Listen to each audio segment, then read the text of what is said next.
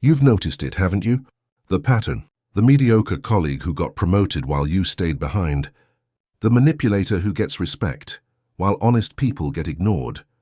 The narcissist who commands attention while genuine souls fade into the background. Here's the truth nobody wants to admit. Society rewards predators, not philosophers. It elevates the ruthless, not the righteous.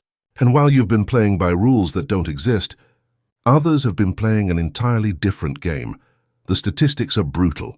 Studies show that individuals with dark triad personality traits, narcissism, Machiavellianism, and psychopathy, earn an average of $74,000 more annually than their empathetic counterparts. They advance faster. They command more respect. They shape reality itself. But here's what changes everything.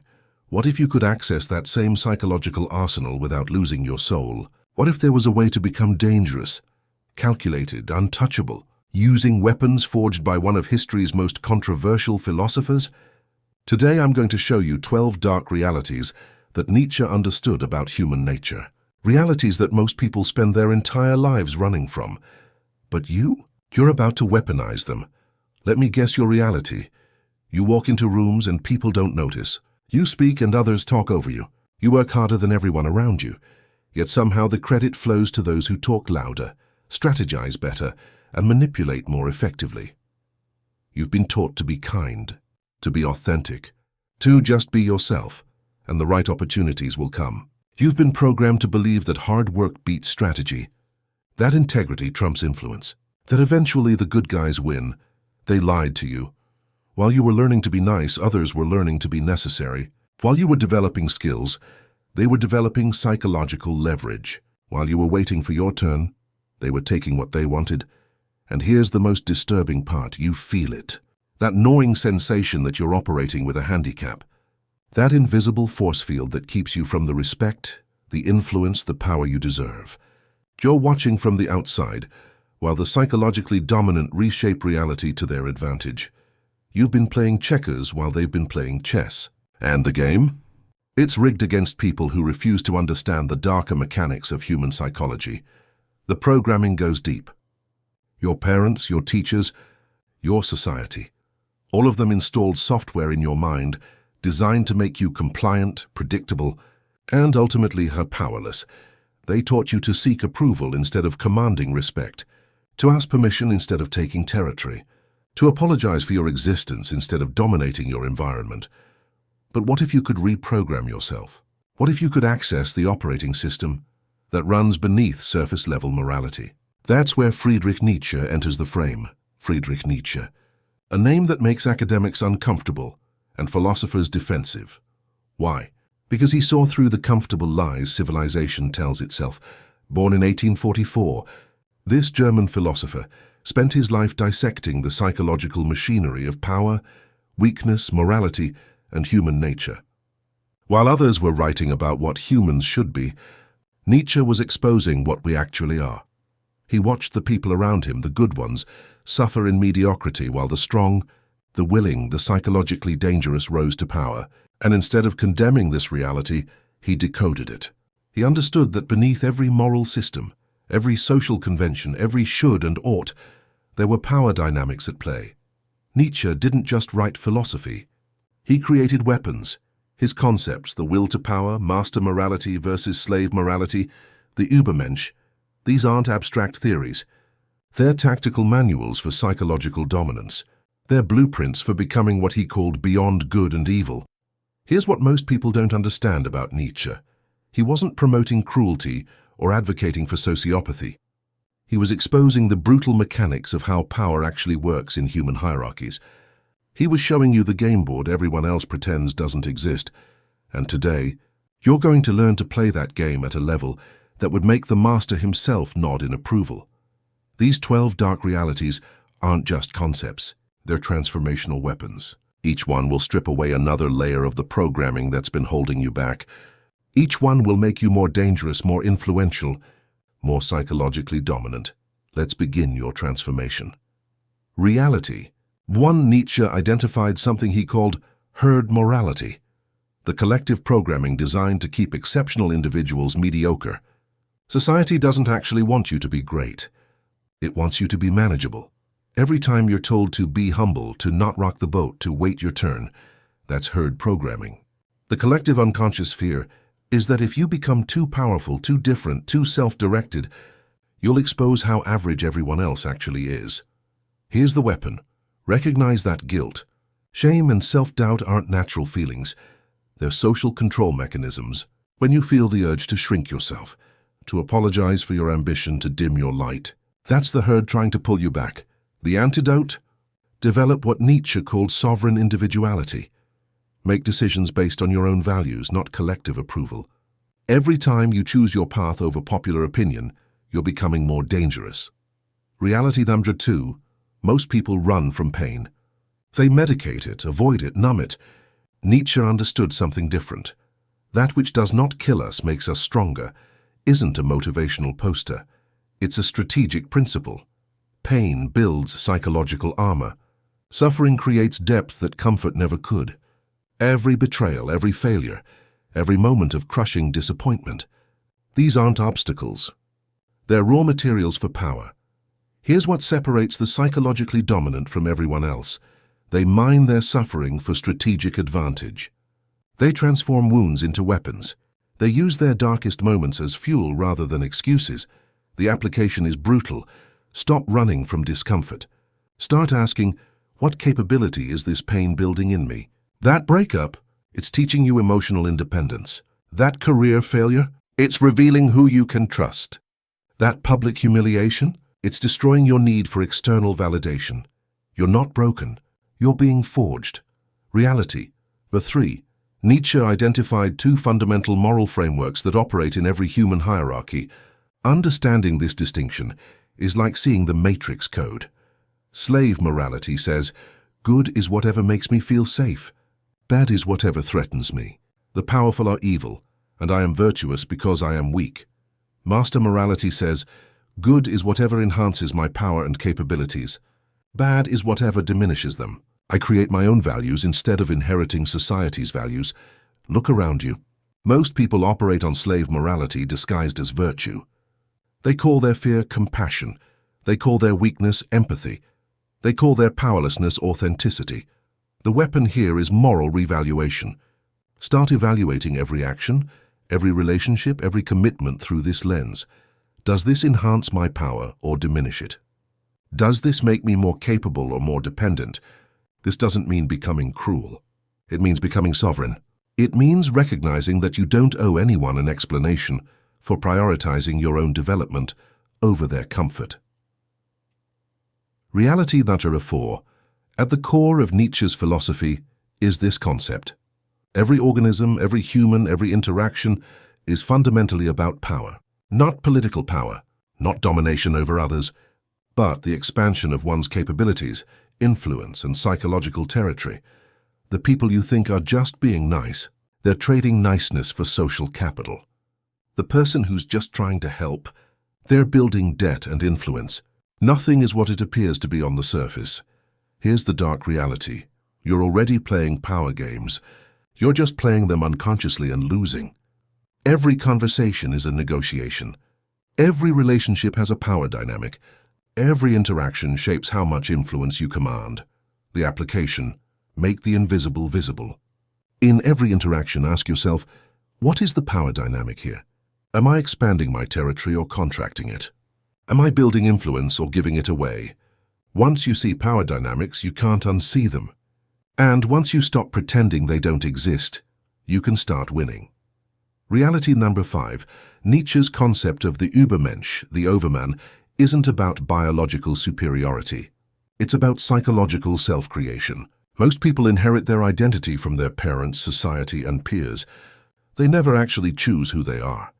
Here's the uncomfortable truth. You're not discovering yourself. There is no true self waiting to be found. You're creating yourself with every choice, every standard you accept or reject, every boundary you enforce or allow to be violated. The masses wait for life to happen to them. The psychologically dominant author creates their own existence.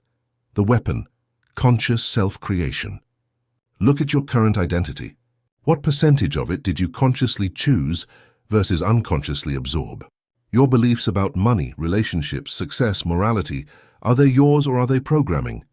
Start systematically replacing inherited beliefs with chosen values. This is how you become dangerous. When you're no longer running someone else's software, you become unpredictable, uncontrollable, and infinitely more powerful. Reality number 6. Nietzsche warned about something he called resentment, a deep, festering resentment that weak people feel toward the strong. It's the emotion that says, I can't have that, so I'll convince myself I never wanted it. And I'll hate anyone who does have it. This poison is everywhere. People who resent wealth, people who resent ambition, people who resent anyone operating at a higher level because it reminds them of their own stagnation. Here's the brutal part. If you're not careful, you'll become this person. You'll rationalize your lack of progress as moral superiority. You'll call successful people lucky or corrupt instead of studying their strategies. The antidote is radical honesty. When you feel resentment towards someone's success, recognize it for what it is. Evidence that you want what they have but haven't done what it takes to get it. Transform resentment into fuel. Let it show you exactly what you need to develop. Every person you envy is a roadmap to your next level of capability. Reality number 7, Nietzsche's most misunderstood statement. When he said God is dead, he wasn't celebrating. He was warning. He meant that the traditional moral frameworks and meaning structures that organized human life for millennia were collapsing, and into that void would come either nihilism or self-created meaning. Most people are experiencing this collapse right now. They've lost faith in traditional institutions, but they haven't replaced them with anything substantial. So they drift, they consume, they distract themselves until they die. Here's the weapon. Become your own source of meaning. Stop waiting for external validation, divine purpose, or societal permission. You get to decide what matters. You get to create the standards by which you measure your own life. This is terrifying freedom. Most people can't handle it. They'll trade it for any ideology, any guru, any system that tells them what to think. But you're going to bear the weight of self-created meaning. And that weight will make you unbreakable. Reality number 8, Nietzsche understood that all knowledge is inherently subjective and perspective dependent. There is no view from nowhere. Every fact is an interpretation. Every truth is someone's framework. The masses don't understand this. They believe their perspective is reality. They get emotionally attached to being right instead of strategically attached to what works. Here's the psychological weapon: flexible perspective taking. The ability to hold multiple contradictory viewpoints simultaneously without losing your center, to argue both sides of any position, to see through multiple lenses. This makes you intellectually dangerous. While others are trapped in their single perspective, you're operating across multiple frameworks. You can speak to anyone's worldview. You can find the leverage point in any argument. Practice this. Take your strongest belief and argue the opposite position as convincingly as possible. This isn't about abandoning truth. It's about expanding your psychological range of motion. Reality number 9, Nietzsche proposed a thought experiment. What if you had to live your exact life, with every decision, every moment, every choice, over and over again for eternity? Most people's immediate reaction would be horror. They're living lives they'd never choose to repeat. They're making decisions they're ashamed of. They're tolerating circumstances that drain them. Here's the weapon: the eternal return test. Before making any decision, ask yourself, if I had to make this choice infinite times, would I? That relationship that's slowly killing you? That job that's beneath your capabilities? That habit that's eroding your potential? If you knew you'd repeat it forever, would you continue? This creates immediate clarity. It cuts through rationalization, social pressure, and fear. It reveals what you actually want versus what you think you should want. Start living as if every choice echoes into eternity. Because, in a sense, it does. Reality, 10. Nietzsche warned about the last man, the ultimate product of modern civilization. Someone who seeks only comfort, avoids all risk, wants equality over excellence, and has no aspirations beyond being content. Look around. These people are everywhere. They want safety over growth, entertainment over meaning, comfort over capability. Here's the dark reality. Society is engineering the last men. Every system, every algorithm, every convenience is designed to make you content with mediocrity. Netflix, social media, endless comfort, these aren't neutral technologies. They're pacification tools. The weapon, deliberate discomfort. Systematically choose the harder path. Not because suffering is good, but because capability lives on the other side of comfort. Take cold showers, not because they're pleasant, but because they train you to do what's difficult. Have hard conversations, not because they're enjoyable, but because they build psychological strength. Pursue ambitious goals not because they're comfortable, but because they force you to expand. Every time you choose difficulty over ease, you're moving further from being a last man and closer to being dangerous. Reality, Bureau 11, Nietzsche's magnum opus centered on this concept. True power exists beyond simplistic moral categories. The psychologically sophisticated don't think in terms of good and bad, they think in terms of effectiveness and consequences. The masses need simple moral frameworks. They need clear villains and heroes. They need black and white thinking because complexity is overwhelming. But you're going to operate in the gray.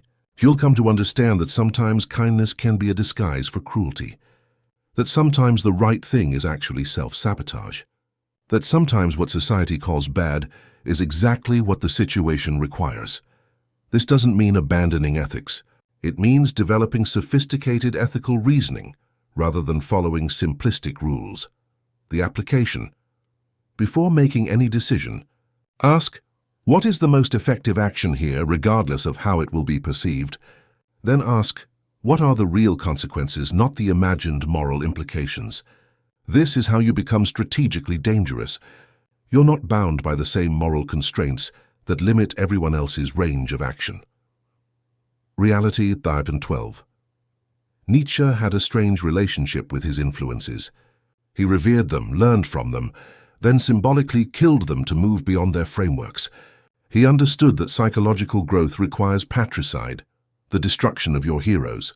As long as you're copying someone else's path, you're living their life, not yours.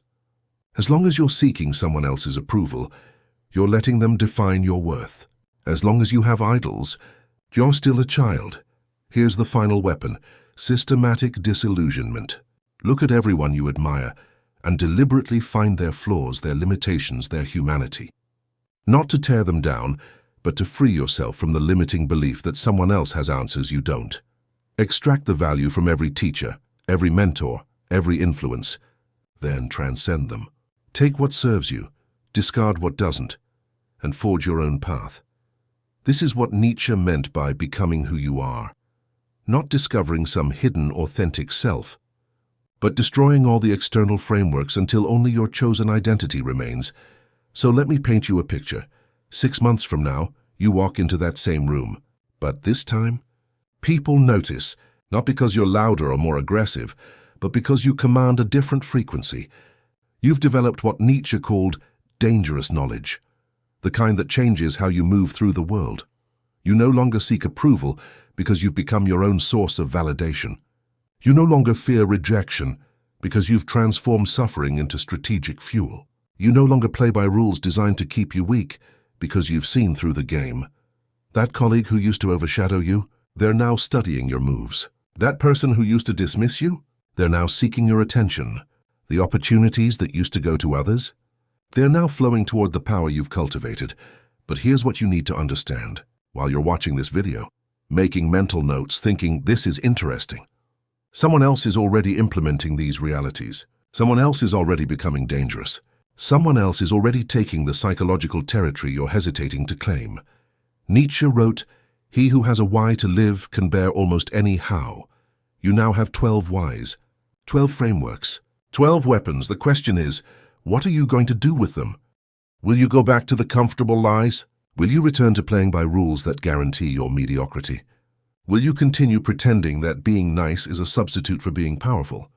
Or will you do the work? Will you systematically reprogram yourself using these dark realities? Will you become the kind of person who makes others uncomfortable simply by refusing to play small? Comment below which reality hit you hardest. Which one exposed something you've been avoiding? Let me know if you want me to go deeper on any of these concepts, and if you're serious about this transformation, if you're ready to access the kind of dangerous knowledge that most people spend their entire lives running from. Subscribe. Because what we're building here isn't a community of victims waiting to be saved.